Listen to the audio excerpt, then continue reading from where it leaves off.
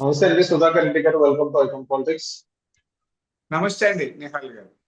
Yes sir, ఇప్పుడు విడుదల రజనీ గారు ఏదైతే శ్రీకాంత్ రెడ్డి అనే వ్యక్తిని అరెస్ట్ చేసి పరామర్శించడానికి వెళ్ళి రిటర్న్ వచ్చేటప్పుడు విడుదల రజనీ గారు అక్కడ పోలీసుల దగ్గర ఓవర్ యాక్షన్ చేశారని ఏదైతే మనం వీడియోస్ లో చూస్తున్నాం కదా.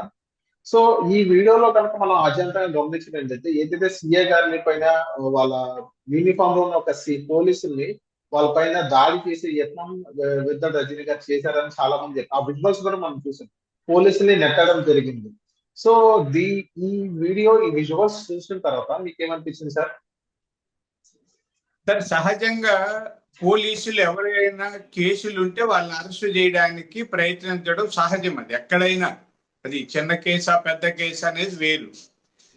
అయితే ఈరోజు ఆమె పల్నాడు జిల్లా మానుకొండపాలెం అని ఒక విలేజ్ లో ఏదో కుటుంబాన్ని పరామర్శించడానికి వెళ్ళారు. ఆమెతో పాటు ఆమె అనుచరులు కూడా ఉన్నారు. అందులో శ్రీకాంత్ మీద కేసు ఉందండి. అతను సోషల్ మీడియాలో ఏదో అనవసరమైన అసభ్యము అశ్లీలము ఆ పోస్టులు పెట్టడం వాటి మీద కేసు ఉంది. ఆ కేసు సందర్భంగా అతను వచ్చాడు కాబట్టి అరెస్ట్ చేయడానికి వచ్చాడు. ఇది సహజం. అయితే విడుదల రజనీ గారు కావాలనే దాన్ని రచ్చ చేశారండి. సహజంగా ఆమె ఒక మాజీ మంత్రి హోదాలో ఓహో కేసు ఉందా, ఏం కేసు అండి, మంచిది, సరే మా వాడిని పంపిస్తా, లేదా ఆమె ఏదైనా ఉంటే మీ దగ్గర వారెంట్ ఉందా, లేకపోతే ఏం కేసు వివరాలు అడగచ్చు. కాకపోయినా వాళ్ళతో పాటు తీసుకెళ్లి పోలీస్ స్టేషన్ అప్పగించి కూడా ఉండి అదేదన్నా చిన్న కేసు అయితే 41A నోటీస్ ఇప్పించి తీసుకెళ్లొచ్చు ఎవరైనా అండి. కానీ ఈమె ప్రతిదాన్ని రాజకీయం చేయాలని ఎక్కడ పోతే అక్కడ ఏదో ఒకటి గెలుపుతుందామె, గొడవలు చేస్తుంది. మీరు ఏదో ఫంక్షన్స్ పోయినా ఎక్కడ పోయినా ఆర్భాటాలు చేయడం, అల్లరి చేయడం, మీడియాని ఆకర్షించడం కోసం చీప్ టెక్నిక్స్ అలవాటు చేసుకున్నది ఆమె. అందుకని అప్పటికే 2 పార్టీలు మారి పెద్ద నాయకురాలైంది. ఈ నాయకుడితో ఆ నాయకుడితో ఇక్కడ దూటి దాటి లేదా గోడ మీద పిల్లిలాగా అటు ఇటు.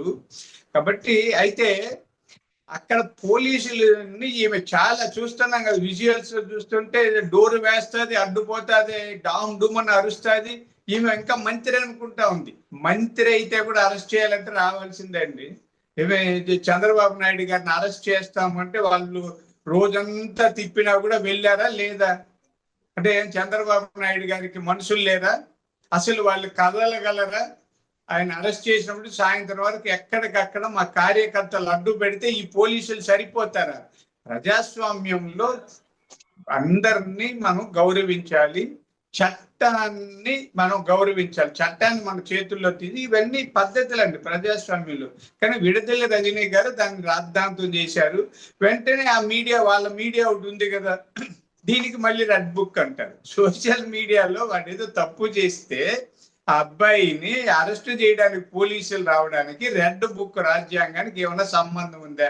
దీన్ని రెడ్ బుక్ అంటారు. అంటే ప్రతిదాన్ని అతి చౌకబారుతనంగా అల్లరి చేసి ప్రజల్ని లేదా మీడియాని ఆకర్షించడం కోసం వాళ్ళు చేస్తారు. ఇవన్నీ పిల్ల చేష్టలు అంటుంటా ఉంది. చిన్నపిల్లలు ఏదన్నా వాళ్ళు తప్పు చేసితే కొట్టడానికి చెయ్యెత్తి చేసేయాలి, పెద్దగా అరిచి కేకలు పెట్టి వాడిని ఏదో చాలా కుట్టి హింస పెట్టినట్టుగా చేస్తుంటారు. అలా ఆమెది పిల్ల చేష్టలు, అహంకార స్వభావము, దురుసు స్వభావము, చీప్ టెక్నిక్స్ అనేది అర్థమైపోయిందండి. ఓకే సార్, కానీ ఇప్పుడు మన ఏదైతే కూటమి గవర్నమెంట్ ఏదైతే మనం చూస్తున్నట్టే కూటమి గవర్నమెంట్ రెడ్ బుక్ రాజ్యాంగంలో 1 ఆఫ్ ది పార్ట్ ఇప్పుడు అమలు ఎందుకు చేస్తుంది సార్? మీకేమనిపిస్తుంది? నిజంగానే రెడ్ బుక్ రాజ్యాంగం నడుస్తుంది కదా ఇప్పుడు? ఏదైతే విడుదల రజనీ గారు కానీ వాళ్ళ సోషల్ మీడియా కానీ వాళ్ళ మీడియా ఛానల్స్ కానీ ఏదైతే ప్రచురిస్తున్నారో రెడ్ బుక్ రాజ్యాంగమే నడుస్తుందని మీరందరూ అంటున్నారు. సో దాని పట్ల మీరేమంటారు? ఇదేనా ఆమె అంటే దానికి చిన్నాచి ఏదొస్తే అది విమర్శ చేయడానికి అలవాటు పడిపోయారు. రెడ్ బుక్ మాకేమి రాజ్యాంగం కాదు, రెడ్ బుక్ ఏమి ఐపీసీనో ఆ సెక్షన్లు ఏమి లేవు.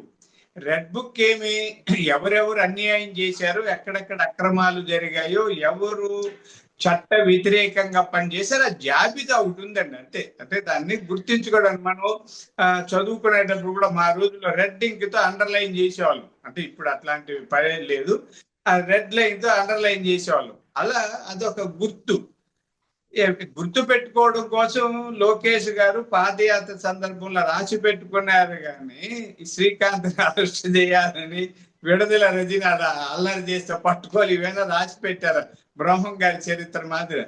ప్రతి దాన్ని ఏదో విధంగా బ్లేమ్ చేయడం వాళ్ళు అలవాటు చేసుకున్నారు.